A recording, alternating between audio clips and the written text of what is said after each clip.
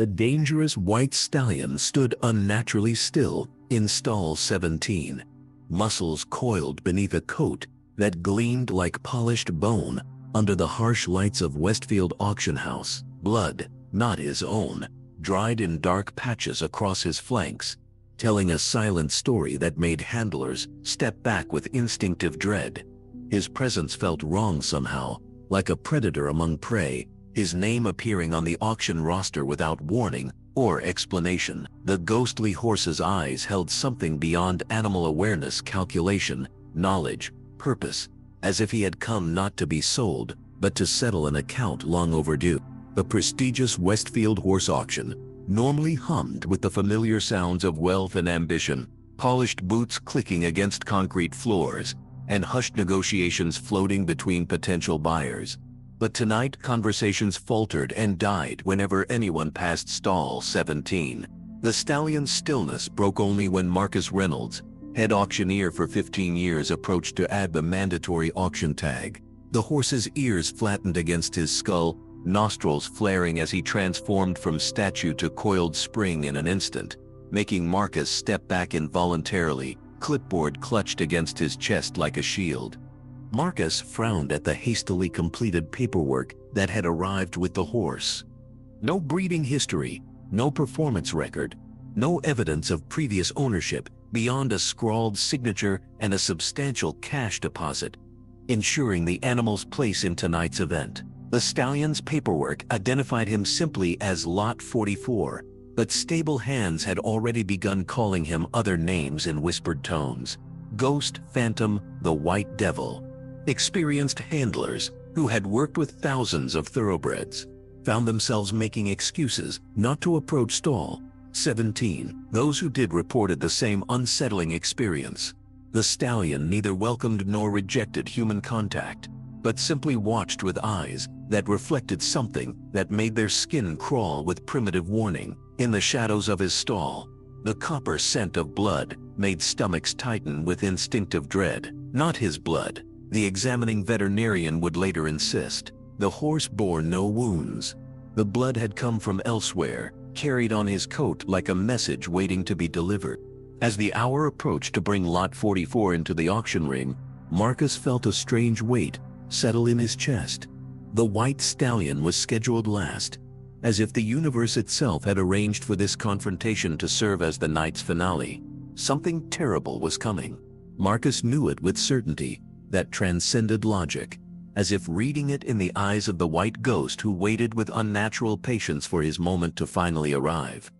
Memories cascaded through James Harrington's mind like falling dominoes as the white stallion's cold eyes locked onto his from across the auction hall. Something about this horse tugged at the darkest corners of his consciousness, pulling forth fragments he had spent 15 years burying beneath layers of willful forgetfulness. The veteran auctioneer stood frozen beside the polished oak podium, the auction catalog trembling slightly in his weathered hands, as sweat beaded along his hairline despite the room's chill. He had overseen thousands of sales in his 30-year career, witnessed the exchange of millions of dollars for flesh and blood, wrapped in gleaming coats and prestigious bloodlines, but never had his heart hammered against his ribs with such primitive warning.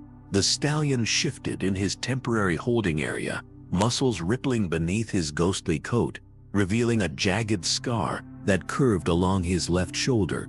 James felt his breath catch, the pattern of damaged tissue striking him with the force of physical recognition. The scar resembled a crude crescent moon, the exact marking that had once adorned the shoulder of a promising white foal at the Henderson breeding farm before everything went wrong. Before the accident that should have ended with a bullet and a shallow grave, summer rain had pounded against the tin roof that night, drowning out the voices of men making cold calculations about value and loss.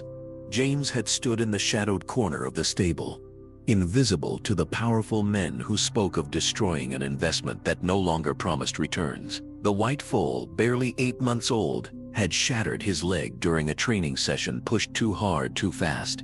Henderson's breeding program destroyed failures without hesitation or ceremony, a brutal efficiency that kept their reputation pristine and their profits steady. James had done nothing then.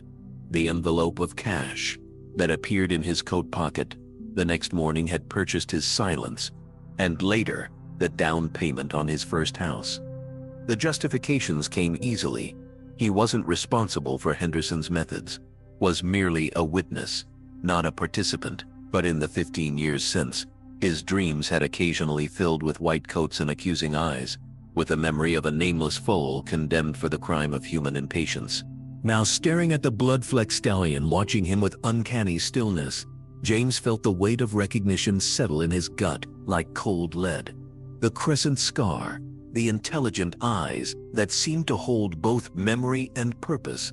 This couldn't possibly be the same animal. That foal had surely died, becoming one of the many secrets buried on Henderson property. Yet as the stallion's muscles tensed beneath his white coat, something primal in James recognized the impossible truth. The condemned had somehow survived, and now stood before him not as merchandise to be sold, but as judgment incarnate. The auction clock ticked closer to the final lot. James straightened his tie with shaking fingers, knowing with sudden, terrifying clarity that whatever happened when that horse entered the ring, nothing would ever be the same again. Tension coiled through the auction house like a serpent, invisible but undeniable, as the hands on the ornate clock crept closer to the final lot. No one spoke openly of the white stallion in stall 17, but his presence dominated the event like a storm gathering on the horizon. Throughout the day, bidders who typically clustered in tight groups comparing notes and strategies gave the far corner of the holding area a wide berth, their expensive boots tracing careful arcs to avoid proximity to the blood-flecked ghost who waited with uncanny patience. The auction progressed with mechanical efficiency. Horses paraded and sold with practiced pageantry, but beneath the veneer of normality, every person felt the weight of anticipation building with each completed sale.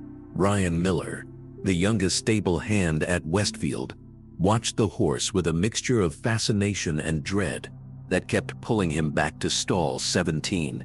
Despite his better judgment, the stallion's behavior defied everything Ryan knew about equine patterns. For hours, the white horse would stand perfectly motionless, not shifting weight between hooves or twitching at flies, appearing more statue than living creature. Then, without warning, he would explode into violent motion, striking the ground with precision that seemed calculated rather than instinctive, his hooves leaving marks that Ryan swore formed patterns on the straw-covered floor. Most disturbing were the dark, rust-colored stains scattered across the animal's gleaming coat.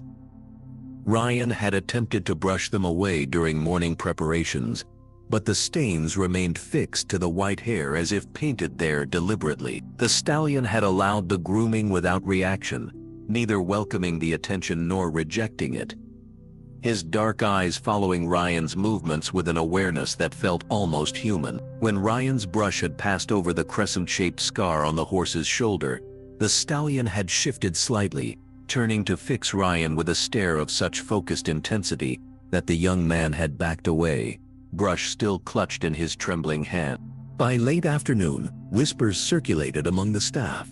The security team had doubled their presence near stall 17 without explanation. The auction's veterinarian had been called to examine the stallion 3 separate times, emerging from each inspection with a deepening frown and clipped answers to questions about the horse's condition.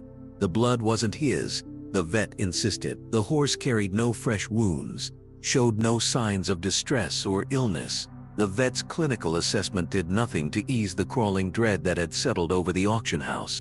As dusk painted the high windows in shades of amber and gold, James Harrington stood alone in the auctioneer's preparation room, staring at his reflection in the small mirror. His fingers fumbled with his bow tie, mind fixed not on the approaching finale, but on memories of rain-soaked nights and buried secrets.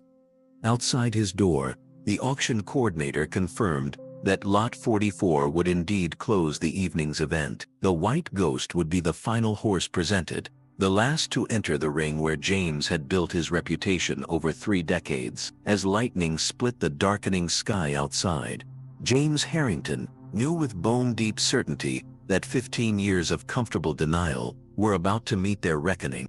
Fate unfolded beneath a merciless glare of auction lights, as the white stallion was led into the center ring, his hooves striking the sawdust with deliberate, measured steps that echoed through the suddenly hushed arena. What had appeared as shadows or unusual markings under the dim stable lighting now revealed their true nature under the harsh illumination.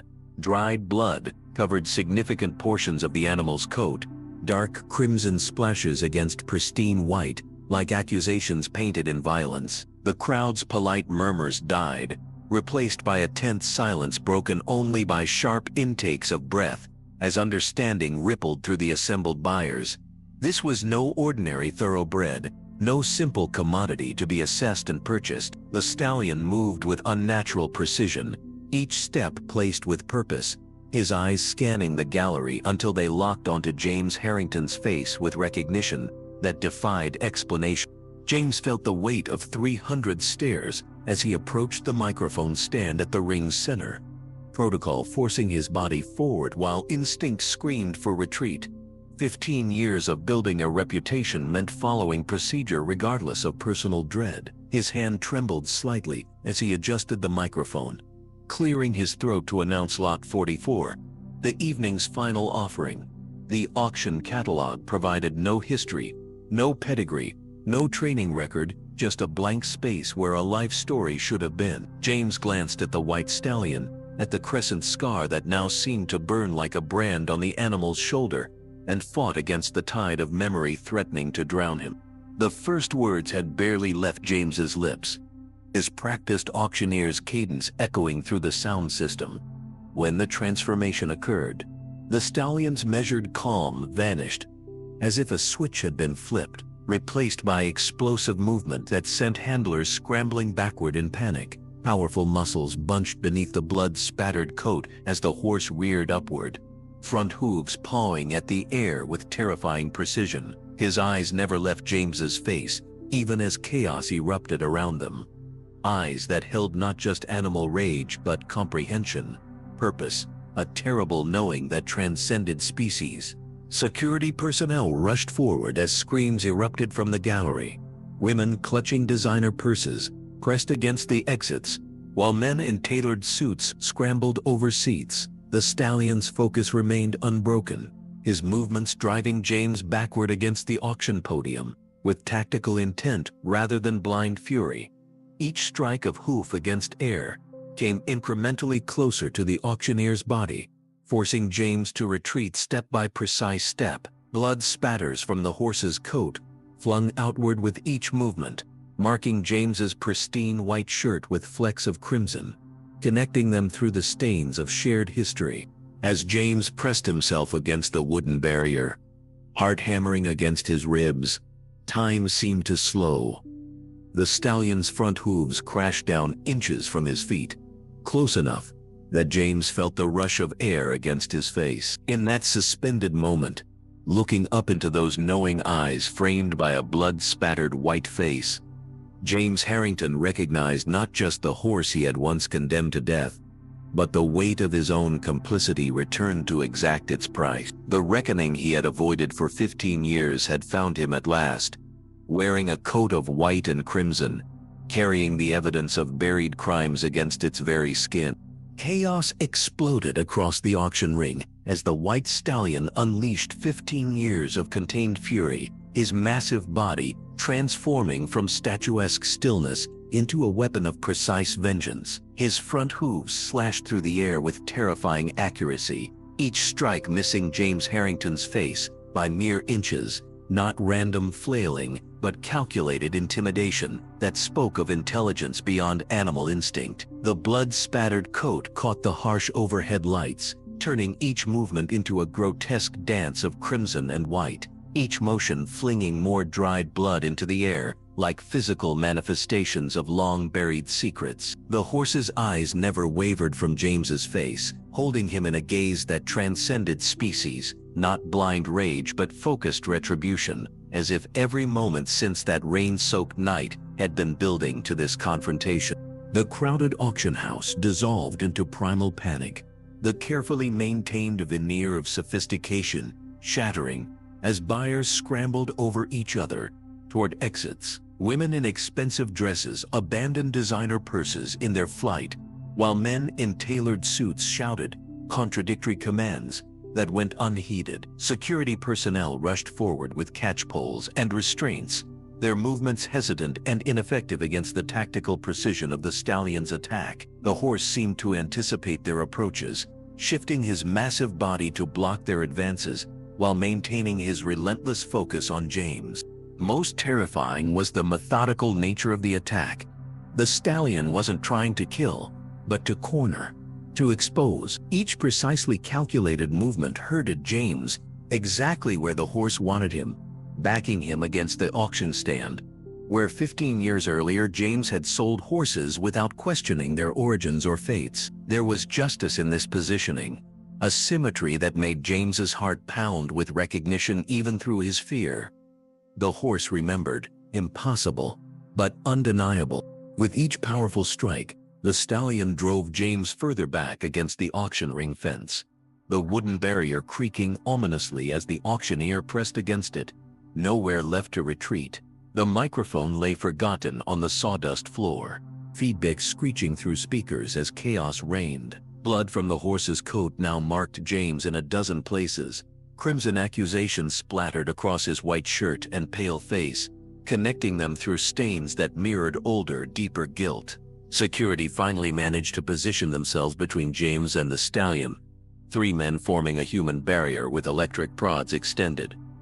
Their hands shook as they faced the blood-streaked white apparition, whose presence had transformed a routine auction into a scene of primordial terror. The stallion paused, sides heaving with exertion, intelligent eyes moving from James to the security team and back again, weighing options, making decisions with frightening cognizance. One security guard lunged forward with a catch pole, the loop nearly reaching the horse's neck before the stallion exploded into renewed motion. The crack of splintering wood echoed through the auction house as the stallion's powerful hindquarters smashed through the wooden fence behind him, creating an escape route that no one had anticipated. With one fine penetrating stare at James Harrington, a look that somehow conveyed both judgment and promise, the white ghost wheeled and vanished through the broken barrier, leaving behind a blood-spattered auctioneer collapsed against the fence, gasping for breath in a room that had witnessed the impossible. A reckoning 15 years in the making, delivered by a horse who should have been long dead, who had returned carrying not just blood on his coat, but memory in his eye. Truth crashed through James Harrington's mind, like shattered glass. As the paramedics pressed gauze against his bleeding forehead, the chaos of the auction house fading to background noise against the roar of resurfaced memory. 15 years dissolved like morning mist, transporting him back to that rain-drenched night at Henderson Breeding Farm, where pristine stables housed million-dollar bloodlines and buried secrets in equal measure. The white foal with the crescent-shaped birthmark had been the crown jewel of that season's breeding program, destined for championship glory until a single misstep during an accelerated training regimen shattered both his leg and his value in one catastrophic moment. James had been checking auction paperwork in the corner office when raised voices drew him to the shadows of the main barn. Through rain-streaked windows he watched Marcus Henderson and his head trainer standing over the injured foal, their faces hardened with the cold calculation of men accustomed to measuring life against profit margins. The foal's leg wasn't beyond repair. Modern veterinary medicine could have healed him, but the recovery would take time, and Henderson's program had no patience for damaged investments. The words still echoed in James's ears 15 years later, "Destroy it tonight. No paperwork, no questions. This bloodline can't have failure associated with it." James had melted back into the shadows, the weight of witness settling across his shoulders. He told himself it wasn't his concern, that breeding operations made these decisions every day based on cold economic reality. When the envelope appeared in his jacket pocket the next morning, thick with cash and unspoken understanding, he accepted it without question. The money became the down payment on his first house, the guilt buried beneath mortgage payments and professional advancement. The white foal should have died that night, becoming another unmarked grave on Henderson property. But somehow, impossibly, He had survived. Through what miracle or intervention? James couldn't imagine. The stallion in the auction ring, with his blood-spattered coat and eyes burning with recognition, was that same foal, grown to maturity, carrying both his distinctive crescent marking and the memory of betrayal that should have died with him. As the paramedics lifted James onto a stretcher, his vision blurred not from concussion, but from the terrible clarity of understanding. The blood covering the white stallion, hadn't been his own. It was symbolic, a deliberate message carried on his coat like a battle standard. Someone had helped that foal survive, had nursed him back to health, and had orchestrated this moment of confrontation. For 15 years, James had built his career on the foundation of that blood money, rising to become the most respected auctioneer in 3 states, while burying the memory of what he had witnessed. Now the past had returned, embodied in one impossible survivor whose presence demanded acknowledgement of buried truths. The stallion hadn't tried to kill him in that ring. He could have, with terrifying ease.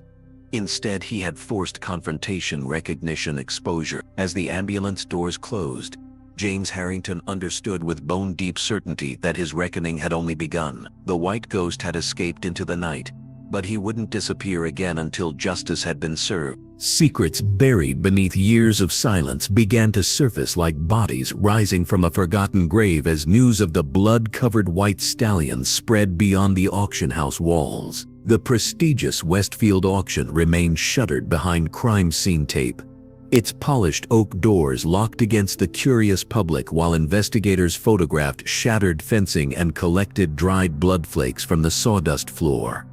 Inside his cramped office at the Riverdale Gazette, journalist Michael Thorne pinned photos across his corkboard, grainy security footage stills showing the impossible precision of the stallion's attack, the unmistakable terror on James Harrington's face, and most compelling of all, the blood-splattered white coat bearing the distinctive crescent marking that would become the key to everything. Where others saw mere spectacle, Michael recognized the shape of a larger truth, waiting to be uncovered. His investigation led him through a labyrinth of falsified documentation, auction paperwork created just days before the event, registration numbers that led nowhere, ownership records that dissolved into fiction under scrutiny. Each dead end only convinced Michael that someone had gone to extraordinary lengths to ensure this horse appeared at that specific auction on that specific night. The blood that covered the stallion's coat had tested negative for human DNA but positive for multiple animal sources,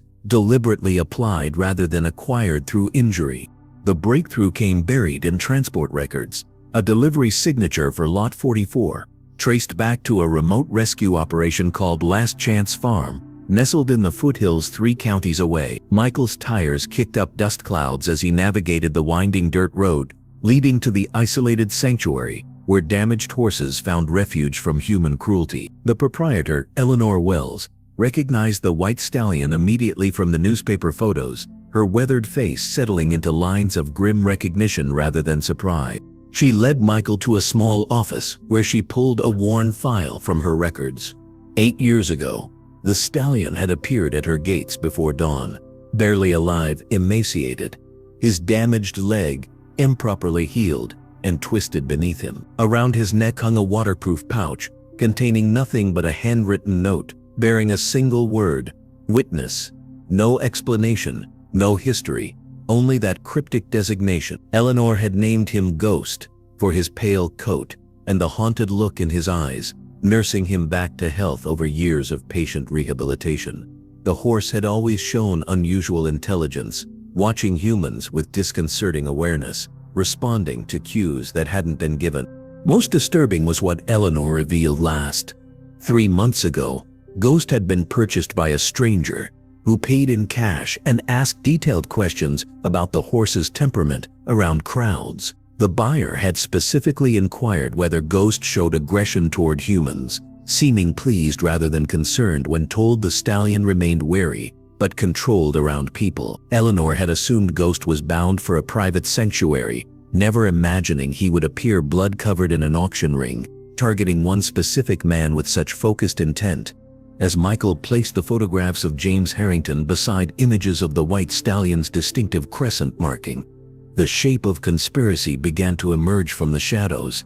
Someone had orchestrated this confrontation, using the horse as both weapon and evidence. The blood wasn't random decoration, but deliberate symbolism, a message written in crimson across a living canvas. Ghost hadn't escaped by accident. His calculated attack and subsequent disappearance spoke of precise planning and human facilitation. The stallion was more than a survivor of abuse. He was a deliberate instrument of exposure, the living embodiment of a truth that had been buried 15 years ago beside an empty grave that should have held his bones. Guilt guided James Harrington's footsteps through the darkened auction house, his shadow stretching long across concrete floors that still bore the scuff marks of that morning's chaos. Security had captured the white stallion 3 miles from the auction house, corralling him in an isolated holding stall, where armed guards now stood watch over what everyone viewed as a dangerous animal. But James knew differently. This creature wasn't dangerous. He was evidence, witness, survivor of a crime that had shaped both their lives for 15 years. The night wrapped around James like a confessional as he approached the reinforced stall, the soft glow of emergency lighting casting everything in shades of judgment and revelation. The stallion stood with unnatural stillness in the center of the stall, his blood-spattered coat now confirmed by laboratory tests to be a deliberate application of paint mixed with animal blood, a message rather than violence, symbolism rather than injury. The crescent scar on his shoulder gleamed silver in the dim light, a signature connecting past to present with undeniable certainty. Those intelligent eyes watched James approach, showing neither fear nor aggression, only a terrible knowing patience that transcended species. James's hands trembled as he gripped the stall door, his voice barely above a whisper, as truth finally found its way past 15 years of careful silence. The confession poured from him like water through broken stone. How he had witnessed the foal's condemnation that rainy night, how Marcus Henderson had ordered the destruction of a damaged investment whose only crime was failing to meet impossible standards. James spoke of the money he had accepted, the first house purchased with blood currency, the career built upon the foundation of that silence. Most painfully, he admitted how he had convinced himself it was simply business, that thoroughbreds were investments and investments sometimes fail. With each revealed truth, the weight across James's shoulders lightened incrementally.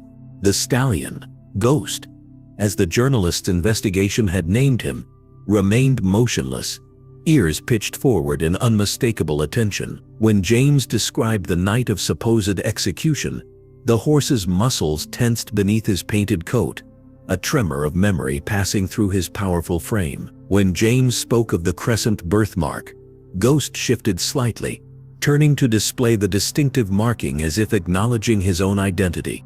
The most impossible truth remained unspoken between them.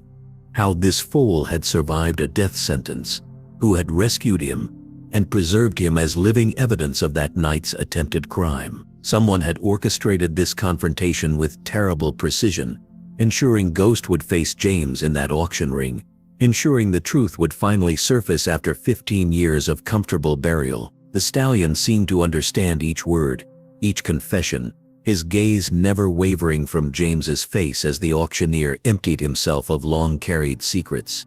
As dawnlight began to filter through high windows, illuminating dust motes like floating witnesses to his confession, James reached a trembling hand toward the stall door latch. No guards had witnessed his arrival, his presence here technically trespassing. The stallion took a single step forward, then stopped, his eyes locked onto James with impossible question.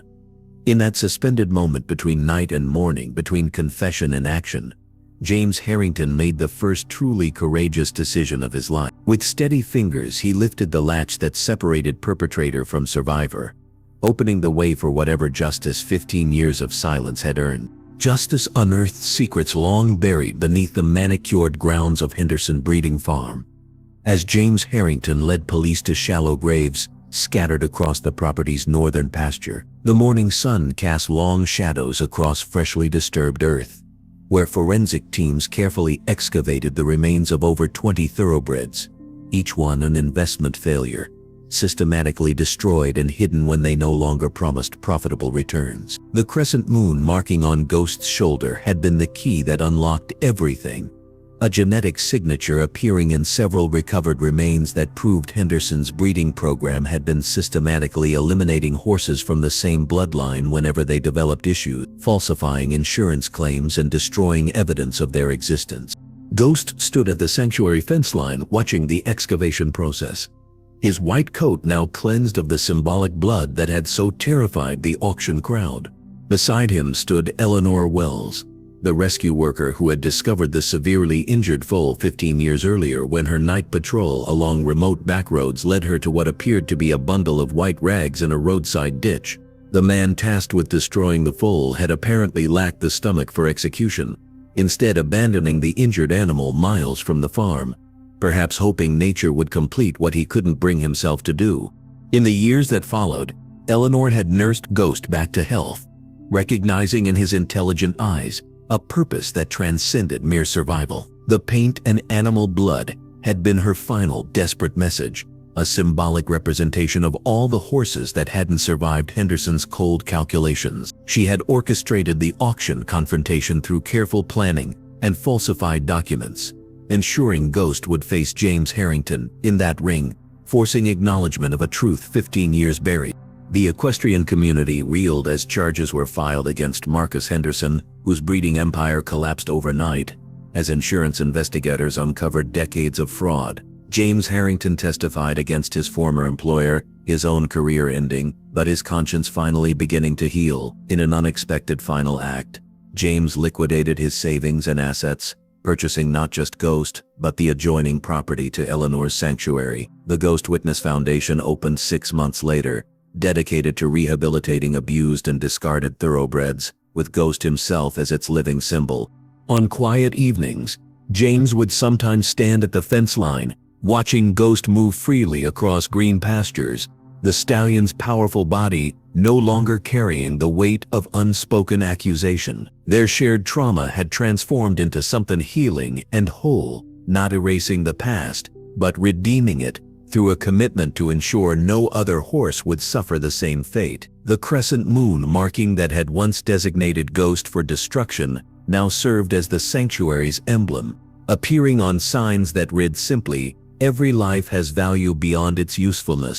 The most powerful truth revealed through that blood-spattered confrontation wasn't about cruelty or vengeance, but about the possibility of redemption, how even 15 years of silence could give way to healing when the courage to face buried truths finally emerged. Ghost and James, survivor and witness, found freedom not in forgetting the past, but in ensuring it changed the future.